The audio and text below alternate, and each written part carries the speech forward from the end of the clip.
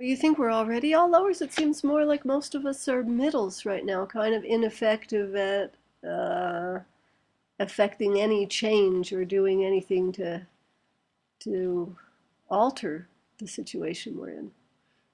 Well, you're right. We feel like we're totally disempowered middles.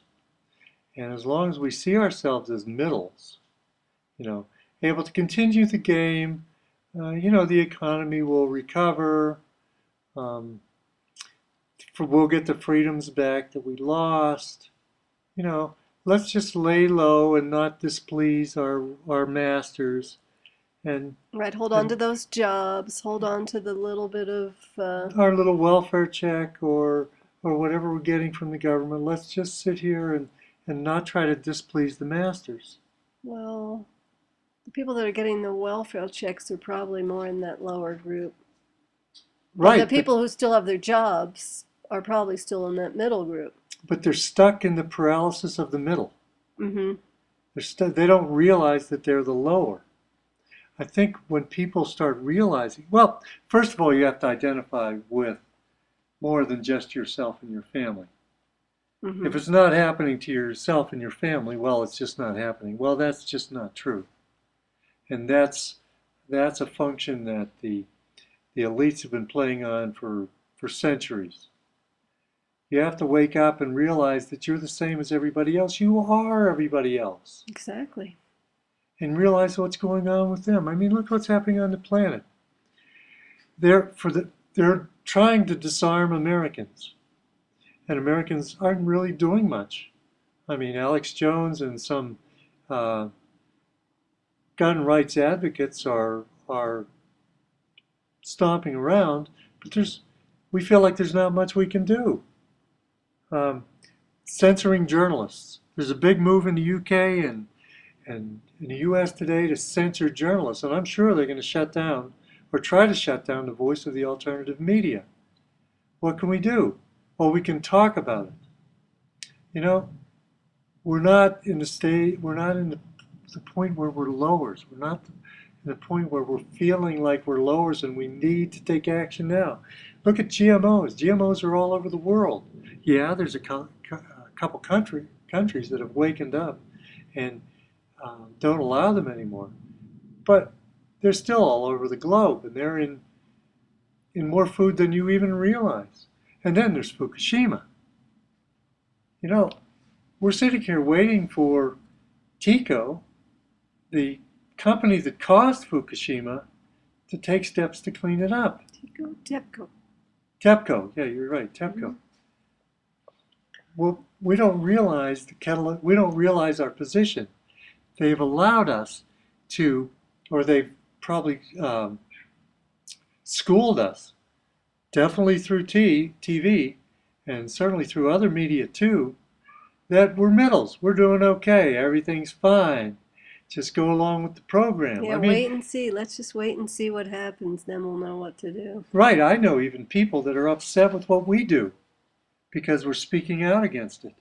They don't want to they don't want to poke their heads up. Oh, yeah, yeah, don't ruffle any feathers because that could get us in big trouble. That's right. We're just happy. Just let it go. Don't say anything like that. Mm-hmm. So, although I think we are all in the position of lowers right now, we don't see it. And I think that's the tipping point. Okay, so how will that look? I think the tipping point is when we realize that we're everybody and everybody is lowers right now. Let me talk a little bit more about lowers and characteristics of lowers. Now, all during this conversation and the rest of this podcast, I never advocate violence. Any anger, violence um, is going to hurt us more than it's going to help us. The entities that we're fighting against thrive on violence, thrive on killing, thrive on fear. So in our actions, even as lowers, we need to take calculated action. We have to be smart. We have to do the right thing. And I don't think we really need to take violent action to stop this. I have some ideas that I'll talk about in a little bit.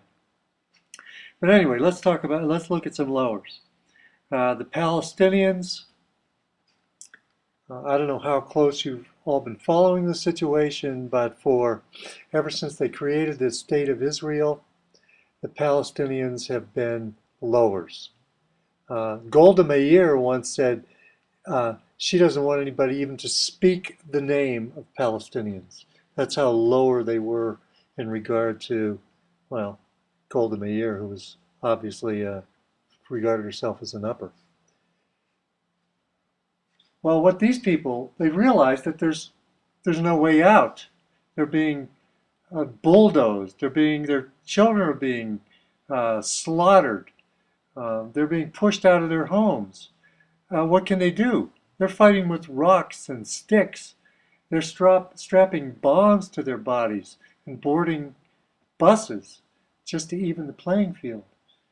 I remember blacks in the United States back in the late 60s. There was a protest called in D.C. that created Resurrection City, where black people came from all over the East Coast, and they camped on the mall in Washington, D.C. to protest inequality. They even burnt down neighborhoods in D.C. To show their desperation. Lowers take action. Lowers do things. Because they have nothing left to lose. That's right, Mindy. Indian farmers are committing suicide all over India because they're losing their land, and they're so connected to the land, and that's because of Monsanto and other corporations. They have nothing to live for. Lowers take action. And what I'm saying is we're not going to shift consciousness. We're not going to get rid of this plague that we call the elites unless we take action. And I think the first step, what has to happen before anything else, we have to see ourselves. We have to see our children. We have to see our grandchildren, the people around us, the people all over the world as being lowers, because we don't have a chance to fight back. We're going to be systematically locked down, systematically killed, and then the elites will create this society of the privileged. There's a couple things that keep us in the illusion of being a middle that we need to see as things that keep us in the illusion of being a middle. I think our education system does this. I think our education system is a farce. I think it's more like schooling. We're taught to be factory workers. I think fluoride in our drinking water is keeping us down, keeping us dumb, and keeping us in action, out of action. Mm-hmm. I think our food's being poisoned with GMOs, high fructose corn syrup. I think we're being kept in constant fear. And fear, you can't be creative. You can't move out. You're just worried. But the shoe hasn't dropped yet. And then, of course, TV. I think if you still watch TV, I think it just makes you into a slave. You're not going to be able to function independently or even have your own independent beliefs if you watch TV. And there's a couple other things that keep us in place that are a little bit hard to see. One is charity. Charity, yeah. Okay. What charity does, charity like assuages the pain for a little while, but keeps the system in place. In other words, it doesn't let you drop into lower, it keeps you in the middle. That's why Giving charity or receiving charity? the whole process of charity. Mm-hmm. That's why Ivy Lee, when he found out that the Rockefellers had such a bad rap by everybody, because of course they're a bunch of slime balls, in order to help their image, he created the Rockefeller Foundation and started them giving out money. Well, this keeps the system in place. Another thing that keeps the system in place right now is government charity, government welfare, government handouts.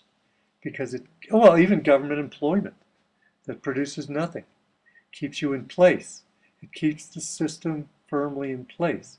You have to recognize those things as being things that keep you sitting in the middle, keep you in action, keep you out of action, Mm-hmm. and keep you complacent. You have to see those things for what they are. You have to see governments for what they are. Slaves, minions to the elites. Okay. So when we stop seeing these bribes as being things that keep us in the middle, I think we'll be much further along in our development. We have to get to the point where we will do anything. We have to do smart things, but we have to get to the point where we will do anything. It's like in any spiritual teaching, uh, the only grasshopper, the only plebe, the only student that's going to move forward is the one that says, I'll do anything to learn this information. I'll do anything to study with you. I remember there's an old story about a Tibetan master who, very highly evolved individual, who would not take students. And people from all over the world came and offered themselves, yes, sire, I will do anything. But he would turn them down one after the other. He wasn't interested. And then one Chinese boy came to him, said, Master, I really want to study with you. I'll do anything. And the master said, well, prove it. Well, he went and cut off his arm. And he came back. Radical. It's radical. But he was, the teacher accepted him as a student. Mm-hmm. And remember the other day we were watching Credo Mitwa in an interview with David Icke.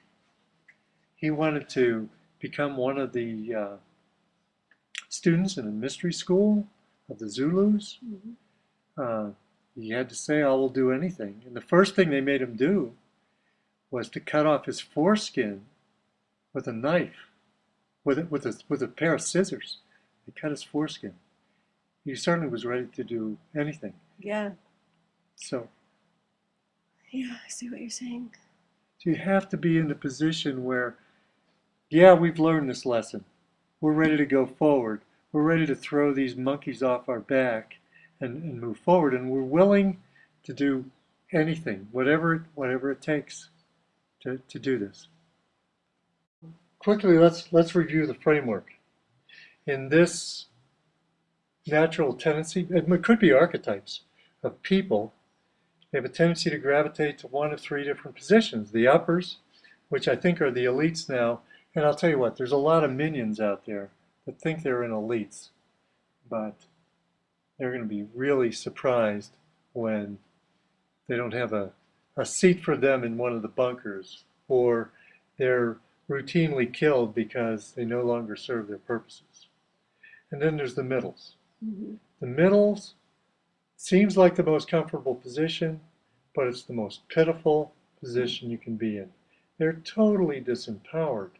It really characterizes most of the population. We're sitting here waiting for something to happen.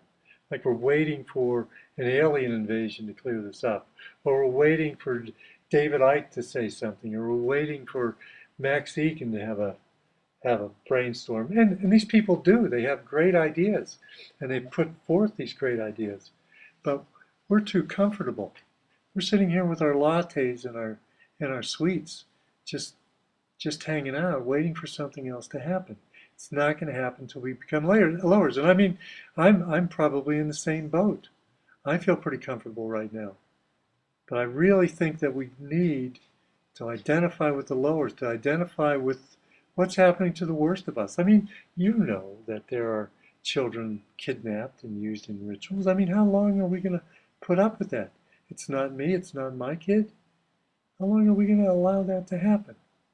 How long are we going to sit there while Fukushima flames? What are we going to do?